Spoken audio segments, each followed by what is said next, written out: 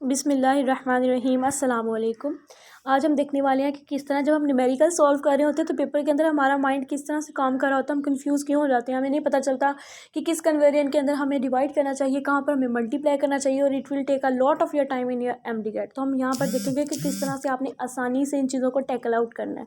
अगर आप easy calculation देखें, ठीक है, ईजी कैलकुलेशन क्या होगी कि आपने कॉम्प्लिकेटेड चीज़ से जो है वो सिंपल के अंदर लेके आना। जैसे अगर मैं आपको कहूँ कि आपके पास एक वैल्यू है केजे की, ठीक है, किलोग्राम की, अब आप इसको ग्राम में कन्वर्ट करें, कितना आसान, आप इसके अंदर किलो की वैल्यू पुट करेंगे और आपका आंसर आ गया। या कोई भी ऐसी चीज़ जिसके साथ कोई इस तरह की प्रीफिक्स लगी है उसको ख़त्म करना है। ख़त्म करना आसान होता है लेकिन उस प्रीफिक्स को लॉन्च करना मुश्किल हो जाता है आपके लिए। वहाँ आपका माइंड जो है वो दो तरफा नहीं सोच रहा होता। जब वो आपको कहता है ना ग्राम को केजी के अंदर करो, तो आप सोच रहे होते हो अच्छा यार इसको करने के लिए अब मैं इसे 1000 से मल्टीप्लाई करूँ या डिवाइड करूँ। तो यहाँ पर जो है वो ये तो आसान हो जाता है, इसके अंदर तो वैल्यू पुट करनी है। सेंटीमीटर हो तो आपको पता है आपने फ़ौरन से इसके अंदर वैल्यू पुट कर देनी है। आसान के अंदर तो कोई मुश्किल नहीं आती। या मैं अगर आपको कहूँ कि आप मिनट को करो सेकंड के अंदर, आप फ़ौरन 60 से जो है वो उसे मल्टीप्लाई कर देते हो। या मैं आपको कहूँ डेज़ को करो, तो आपको पता है कि डेज़ के अंदर 24 घंटे होते हैं, और उसके अलावा फिर आप उसको 60 × 60 करके उसको जो है वो लेकर चले जाते हो मल्टीप्लाई में। लेकिन कन्फ्यूज़ आप तब होते हो जब आपने इसका रिवर्स करना हो। तब आपका माइंड ये नहीं सोच रहा होता कि पहले मुझे ईजी वाली आती है, वो तब आपका माइंड ये सोच रहा होता है यहाँ अब मुझे मल्टीप्लाई करना चाहिए या डिवाइड करना चाहिए।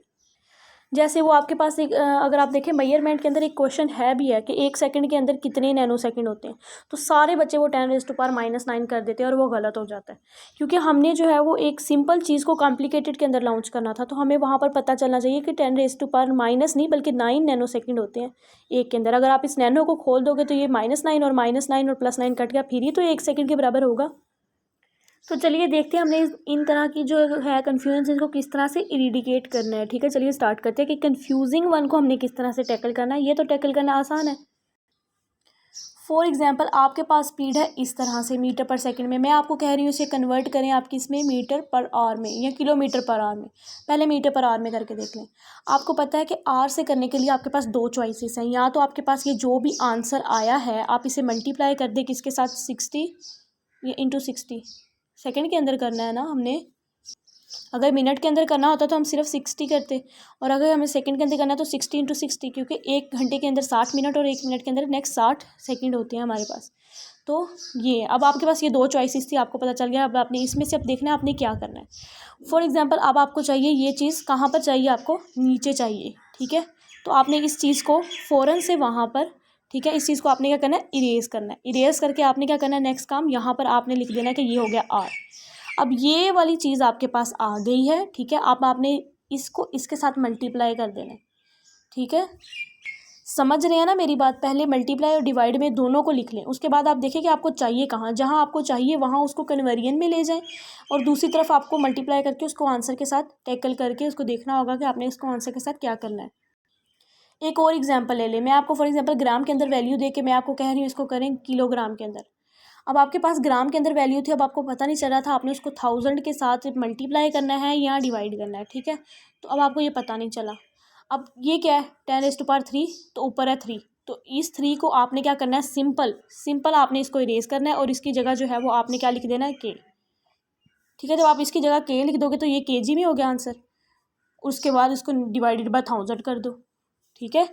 यानी कि वहाँ पर आपने ये नहीं सोचने बैठ जाना 2-3 मिनट के लिए या 10 सेकंड के लिए भी ये नहीं सोचना कि आपने मल्टीप्लाई करना है डिवाइड करना है, ठीक है। आपने इस तरह से वैल्यू लिख लेनी है। उसके बाद एक वैल्यू जो आपको ऊपर वाली वैल्यू होगी ना, ठीक है, वो या जो भी आपको कन्वर्जन के अंदर चाहिए होगी उसको कन्वर्ट कर लें, और जो रिमेनिंग होगी उसको डिवाइड या मल्टीप्लाई, जो भी, ज़रूरी नहीं है कि एक जगह पर मल्टीप्लाई होगा एक जगह पर डिवाइड होगा। तो आपने देख लेना कि अब आपने क्या करना है। पहली एग्जाम्पल जो कि हमारे पास स्पीड की थी, हमने वहाँ पर देखा कि वहाँ पर हमें कन्वर्जन करने के लिए मल्टीप्लाई करना पड़ा था। अब ये जो है ये वाट सेकंड वाट जॉल ये वाट आर, ये हमारे पास एनर्जी के जो है वो कुछ यूनिट्स हैं। अब हम यहाँ पर देखते हैं कि यह क्या यहाँ पर भी हमें इसके साथ जो है मल्टीप्लाई करना पड़ेगा या डिवाइड करना पड़ेगा। तो आपने सिंपल वाट लिखा, उसके बाद आपको पता है 360 इतने सेकंड होते हैं 1 घंटे के अंदर, तो ये आ गया इस तरह से, ठीक है। तो अब यहाँ पर सिंपली आपने क्या करना है, आपको और जो है वो मल्टीप्लाई में चाहिए, इसको इरेज करें।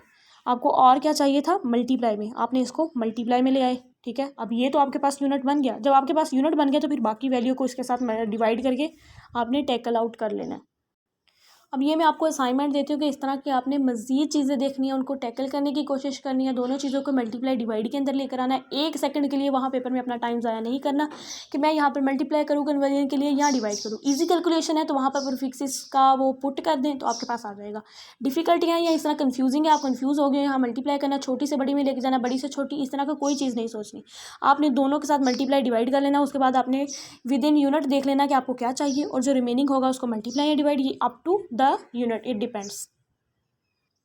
ले जी, बस इतनी सी कहानी थी इसकी, कोई मुश्किल नहीं है, 1-2 बार ट्राई करें। और ज़्यादा से ज़्यादा फिज़िक्स तो प्रैक्टिस का दूसरा नाम है। पी, फिज़िक्स के अंदर जो पी है ना, stands for practice. More the practice the more will you get the answers. So please मुझे अपनी दुआ में याद रखना। अल्लाह हाफ़िज़।